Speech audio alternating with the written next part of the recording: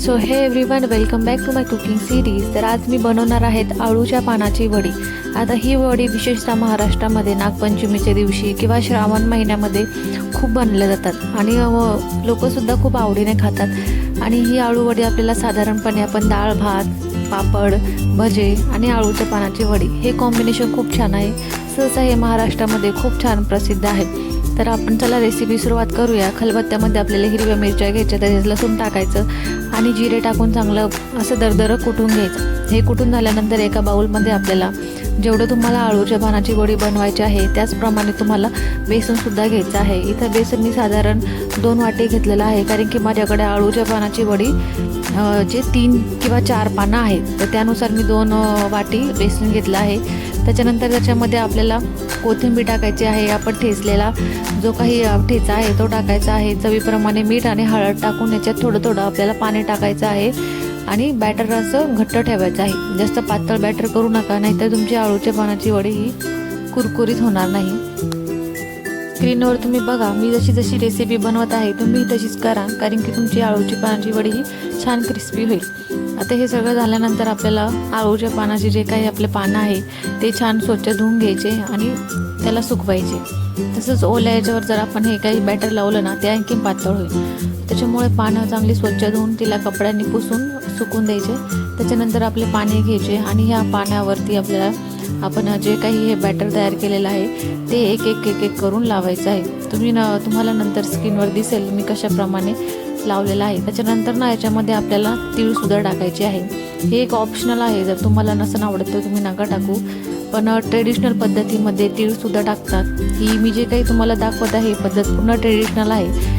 आजकाल भरपूर काय काय काय काय मिक्स करायला लागले, पण मला काही ते आवडत नाही। जस्ट ट्रेडिशनल पद्धत ही खूप छान आहे आणि टेस्टीसुद्धा आहे, तर तशीच फॉलो करा, त्याच्यात काही चेंज करू नका। तर पानाला हे सगळं बॅटर लावायचं आहे। तुम्ही बघा मी कसं कसं लावत आहे। आता काही लोक काय करतात, एका पानाची एकच ओळी करतात आणि तिला फोल्ड करतात, पण तुम्ही 3-4 पानं असे एकत्र घेऊन त्याला सगळं बॅटर लावून केलं तर खूप छान अशी आपली आळू वडी अशी घट्ट होते, कुरकुरीत पण होते आणि छान असे त्याचे प्लेट्स पण पडतात आणि ती दिसायला पण खूप छान अशी दिसते।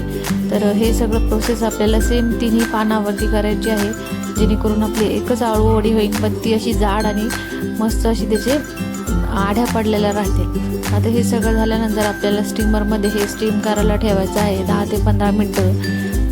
10 ते 15 मिनटानंतर आपल्याला आळूच्या पानाची ही जी काही वडी आहे ती थंड करायची आणि मग नंतर तिला कट्स करायचे आहे, जेवढे तुम्हाला शेपनुसार पाहिजे तसं।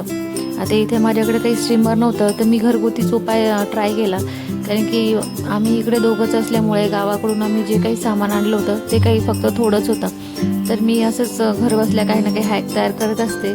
तर माझ्याकडे इथे काही स्टीमर नव्हतं, तर इथे मी एक मोठं पातेलं घेतलं आहे, त्याच्यामध्ये पाणी टाकलं आहे आणि छान असं गरम झाल्यानंतर त्याला मी त्याच्यात स्टीम करण्यासाठी आळूचे पान हे ठेवलेले आहे। स्टीम करताना लक्षात ठेवा, आपण जी काही खाली प्लेट ठेवणार आहे तिथे त्याला आपल्याला तेल लावणं खूप गरजेचं आहे, नाहीतर आपली आळूची वडी त्याला चिपकली तर पूर्णपणे ही नाश होऊन जाईल आणि ती काही परफेक्ट व्यवस्थित शेपमध्ये येणार नाही। इथे 10 ते 15 मिनटं आपल्याला स्टीम करायचं आहे आणि स्टीम झाल्यानंतर थंड करायचं आणि मग ते कट करायचं। आता इथे माझ्याकडे वेळ नव्हता, कारण की ऑलरेडी खूप उशीर झाला होता जेवायला, त्याच्यामुळे मी जसं आहे गरमच तिला कट केलं।